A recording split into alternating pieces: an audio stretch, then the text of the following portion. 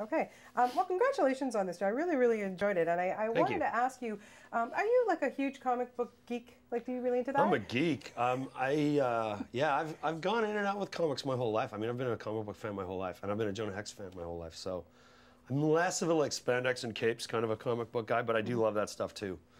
I like anti-heroes and darker guys more. I like Batman more than Superman. You know what I mean? But I was a long time Jonah Hex fan, and I'm like I like lots of underground comics too, like 8 Ball and stuff like that. So, okay, so being such a huge Jonah Hex fan, were you putting the pressure on yourself to direct this film?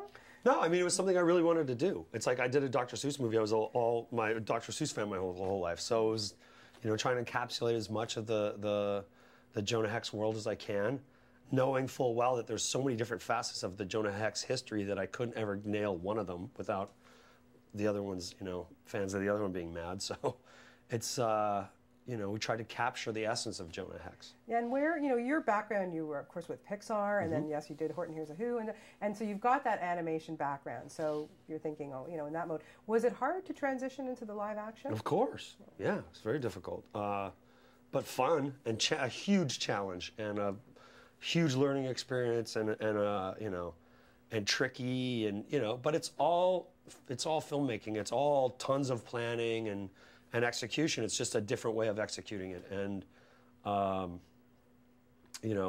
got advice from like Andrew Adamson, who said, just make sure you get everything. And of course you can never actually get everything, especially not with we were trying to make a really scope film for not that much money. So we were blowing a lot of stuff up practically. Had I blown up a train before, or a town, or a giant ship? No, but I went and blew those things up and lit things on fire and worked with tons of horses and guns and ammunition. And I've shot a bunch of stuff before, just not at this scale. I didn't have a 50-foot techno crane and pursuit arms and stuff like that, but I adapted to those things through my creative leads and my generous actors and all those kinds of people just helping me figure it all out, and it was a lot of fun. Yeah, now let's talk about the actors, because boy, I think you hit the jackpot with this film. I'm lucky with that. Yeah. I'm lucky with that. And it's funny because Josh Brolin was involved with the film when I came on, and Josh is an amazing guy and has tons of friends, great friends, and all the casting from then on I was a part of, but like Michael Fassbender, like there's a gem. Like, the guy's amazing, and now a friend and a great guy. Malkovich was amazing to work with, and generous and cool and patient and great and tolerant. And the decision to bring Megan on was I think, a really good one. And she was fantastic to work with, and I think really good in the movie.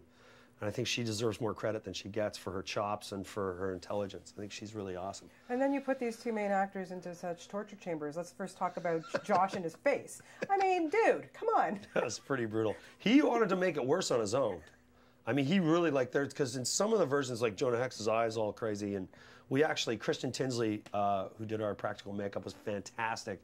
And that was really tricky stuff. He had like a dental apparatus that pushed his cheek back. So it was like, dentures that pushed his cheek back. And then they actually had a strap underneath his makeup that went around behind the back of his neck that would pull his face back. And we'd release it in between takes just so that some of the pressure would come back. But if you basically take your thumb and stick it into like a fish hook, Josh had to deal with that about 16 to 18 hours a day. Some days 14, we let him off the hook. But he had a call time at like 4 in the morning or whatever, sometimes 3 in the morning, to go get in the chair and have his face pulled all over the place. And then we're in 100 to 110 degree Louisiana springtime heat, and a lot of times in a lot of sand with a lot of reflection, and triple wool suits. It was brutal, and tons of fighting and action, horses, guns every day. It was brutal. Yeah, so Josh really went through it. It sounds like a good weight loss gimmick, It would be a great way to... He drank these shakes every day. We actually shot other scenes where he's like all serious and he drinks and the fluid just runs out of his mouth. We kept the one in the bar. Yeah, you guys are mean, I have to say. That's mean. Just torture. Well, he was down for it, but like I said before, he wanted to tape the eye down, and I mean, an actor's real expressive tools are their eyes, and I wanted to kind of leave that alone. And then we realized his eye would have been infected. Yeah.